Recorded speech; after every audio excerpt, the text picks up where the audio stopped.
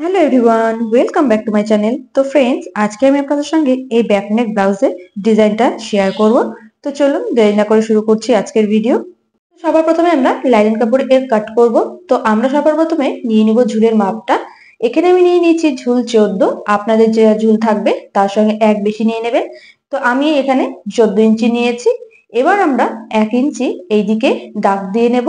আর নিচেও কিন্তু সেম ভাবে 1 ইঞ্চি ছেড়ে তারপরে কিন্তু এই যে আমি দাগটা দিয়েছি, এরপরে স্কেলের সাহায্যে ওপর থেকে নিচ অব্দি আমরা যে 1 ইঞ্চিতে দাগ দিয়েছিলাম সেটা একদম সমান করে এইভাবে মিলিয়ে দেব।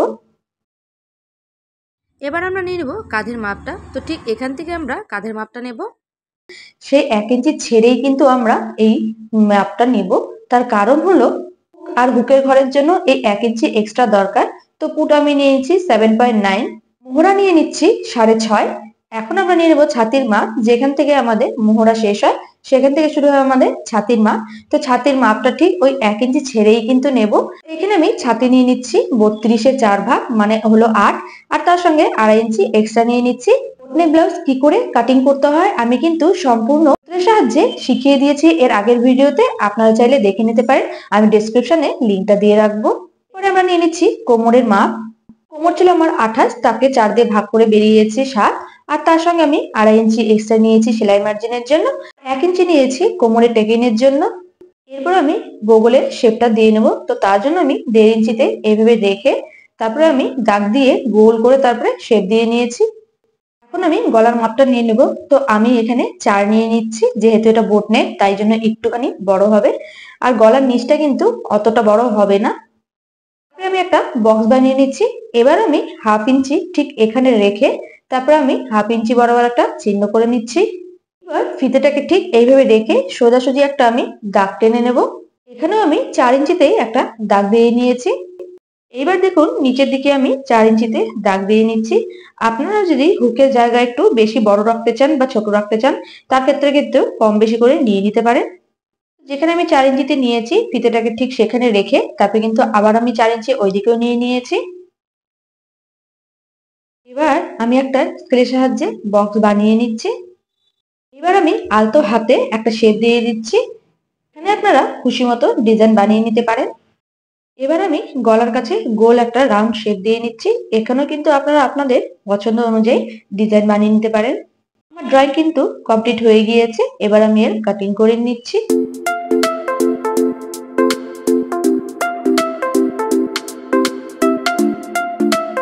লাইনিং কাপড়ে কিন্তু আমার কাটিং হয়ে গিয়েছে। আমি কিন্তু মেন কাপড়ে এর হুবহু কাটিং করে নিয়েছি। তো চলুন এখন আমি সেলাই করে দেখাবো।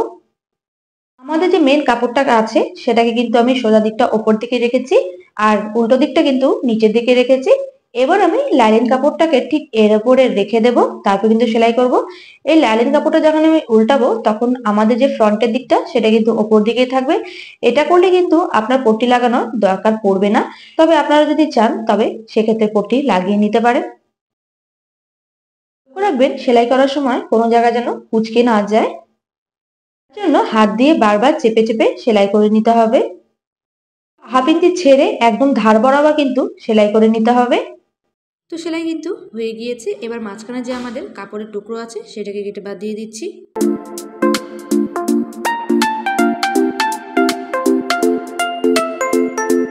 তো মাঝখানে কাপড় কিন্তু কাটিং হয়ে গিয়েছে। এবার আমি লাইলিন কাপড়টাকে উল্টে নেব। তো দেখুন লাইলিন কাপড়টাকে উল্টে নিলেই কিন্তু আমাদের যে সোজা দিকটা সেটা কিন্তু সামনের দিকেই থাকবে।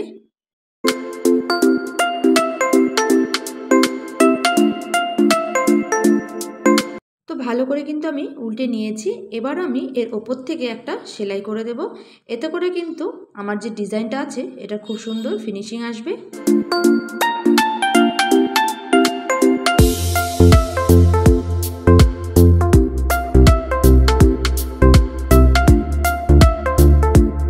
তো ডিজাইনের ওপর থেকে কিন্তু আমার সেলাই হয়ে গিয়েছে। এবার আমি চারিদিক থেকে সেলাই করে নেব।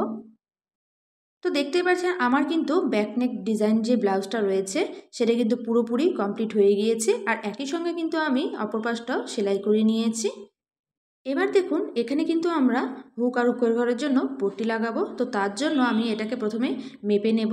তো দেখুন এটা আমার মেপে বেরিয়েছে 4, তার মানে আমি লম্বায় 4 ইঞ্চি নেব আর চওড়ায় কিন্তু 3 ইঞ্চি সাইজের একটা পট্টি নিয়ে নেব। তো এখানে দেখুন আমি আগের থেকে কিন্তু রেডি করে রেখেছিলাম, দেখতেই পাচ্ছেন 4 ইঞ্চি লম্বা আর 3 ইঞ্চি চওড়া। এটাকে কিন্তু আমি লাইলেন কাপড় আর মেন কাপড়কে একসঙ্গে সেলাই করে রেডি করে নিয়েছি।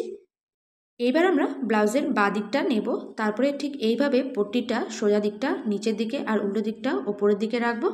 তারপরে কিন্তু ধার বরাবর মোটামুটি 1/2 ইঞ্চি ছেড়ে তারপরে সেলাই করব। এরপরে পট্টিটাকে উল্টে নিয়ে ওপর থেকে একটা চাপ সেলাই দিয়ে দেব। এরপর দেখুন পট্টিটাকে উল্টে নিয়ে মোটামুটি 2বার ফোল্ড করে তারপরে সেলাই করব। আর এটা কিন্তু আমাদের হুকটা যেখানে লেগে থাকে, মানে হুকটাকে যেখানে আমরা গুজে রাখি, তো সেটার জন্য এটা সেলাই করা। তো তার জন্য একটুখানি বাড়িয়ে রাখতে হবে কিন্তু এই পট্টিটা। তারপরে দেখুন ফোল্ড করে নিয়ে আমি ধার বরাবর সেলাই করে নিচ্ছি।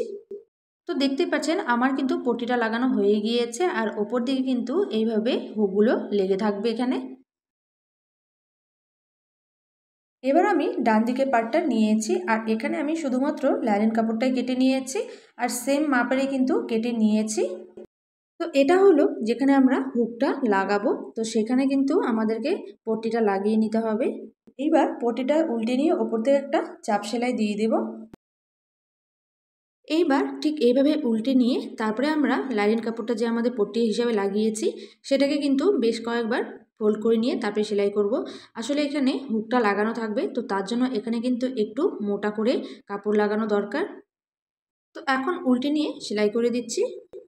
তো দেখতে পাচ্ছেন আমার কিন্তু পট্টি রেডি হয়ে গেছে আর এখানে কিন্তু হুকগুলো লেগে থাকবে। এবার আমরা কোমরে টেকিং লাগাবো, তো তার জন্য একটা পার্ট আমি নিয়েছি আর এইভাবে ফোল্ড করে নিয়ে একদম আমাদের মাঝখানের পজিশনটা বের করে নিতে হবে। এইবার 1 ইঞ্চিতে আমরা দাগ দিয়ে নেব, কারণ এই 1 ইঞ্চি কিন্তু আমি আগেই নিয়েছিলাম, আপনারা দেখিয়েছেন। এবার আমি উপর দিকে 4 ইঞ্চি দাগ নিয়ে নেব। এইবার কোণ বরাবর এইভাবে দাগ টেনে নেব। এইবার কোনাকুনি যে আমরা দাগ করেছিলাম তার ওপর থেকে সেলাই করে দেব। তো দেখতেই পাচ্ছেন আমার ব্যাক নেক ব্লাউজের ডিজাইন কিন্তু একদম কমপ্লিট হয়ে গিয়েছে আর কত সুন্দর লাগছে একবার দেখুন। তো দেখুন ওখানে কিন্তু আমি একটা লটকান লাগিয়েছি আর এর ভিডিও কিন্তু আমার চ্যানেলে রয়েছে, আপনারা কিন্তু অবশ্যই দেখে নিতে পারেন। তো আজকে আমার ব্লাউজের ডিজাইনটা আপনাদের কেমন লেগেছে অবশ্যই কমেন্ট করে জানাবেন আর চ্যানেলে কেউ নতুন থাকলে চ্যানেলটাকে সাবস্ক্রাইব করে দিয়ে পাশে থাকবেন। Thank you.